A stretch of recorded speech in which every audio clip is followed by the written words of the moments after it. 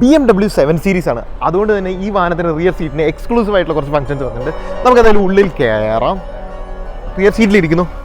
ഇത് build quality എന്ന് പറഞ്ഞ് വലിച്ചെടുക്കേണ്ട ആവശ്യമില്ല, കാരണം ഇതിന് സോഫ്റ്റ് ക്ലോസിംഗ് ഡോർ വന്നിട്ടുണ്ട്. ഡ്രൈവർ ശബ്ദം കുറയ്ക്കും. ഒരു മറ്റേ ഭൂഷണ പോലെ എന്നോട് സംസാരിക്കരുത്. ഓ ഡ്രൈവർ ഇച്ചിരി സീനാ, പക്ഷേ അത് നമുക്ക് പ്രശ്നമില്ല. നമുക്ക് ആ ശബ്ദം ഇവിടെ കുറയ്ക്കാവുന്നതാണ്.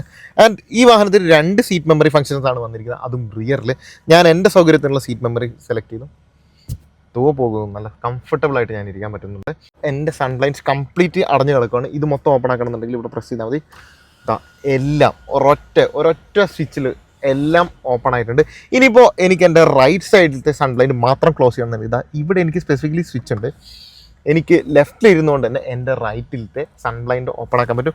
അതുപോലെ നമുക്ക് സൺബ്ലൈൻഡ് മുകളിലത്തെ സൺറൂഫിൻ്റെ സൺബ്ലൈൻഡ് ആണെങ്കിലും ക്ലോസ് ചെയ്യാം, എൻ്റെ സൈഡിലെ സൺബ്ലൈൻഡ് ആണെങ്കിലും ക്ലോസ് ചെയ്യാം. ഇനി ഇവിടെ സെൻറ്ററിലേക്ക് നോക്കുകയാണെന്നുണ്ടെങ്കിൽ നിങ്ങൾക്ക് ഇവിടെ ഒരു സ്റ്റോറേജ് സ്പേസ് കാണാൻ സാധിക്കും. സോ നിങ്ങളൊരു ഗ്യാങ്സ്റ്ററൊക്കെ ആണെങ്കിൽ നിങ്ങൾക്ക് ഗണ്ണൊക്കെ ഇവിടെ സുഖമായിട്ട് വെക്കാൻ പറ്റും. ഇവിടെ നമുക്ക് ആസ്ട്രേ കാണാൻ സാധിക്കും. അതുപോലെ ഇവിടെ നമുക്ക് ബോട്ടിൽ ഹോൾഡേഴ്സ് കാണാൻ സാധിക്കും.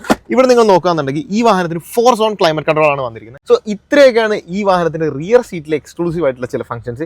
ഇതുപോലെ ഇതിൻ്റെ ഫ്രണ്ട് സീറ്റിലും ഒരുപാട് എക്സ്ക്ലൂസീവ് ഫംഗ്ഷൻസ് വന്നിട്ടുണ്ട്. അതെന്താണെന്ന് അറിയാൻ വേണ്ടി കാത്തിരിക്കുക. ആൻഡ് നിങ്ങളത് കമൻറ്റ് ചെയ്യുക, നിങ്ങൾക്ക് S ക്ലാസ് ആണോ 7 സീരീസ് ആണോ അതോ A8 ആണോ കൂടുതൽ ഇഷ്ടം എന്ന്.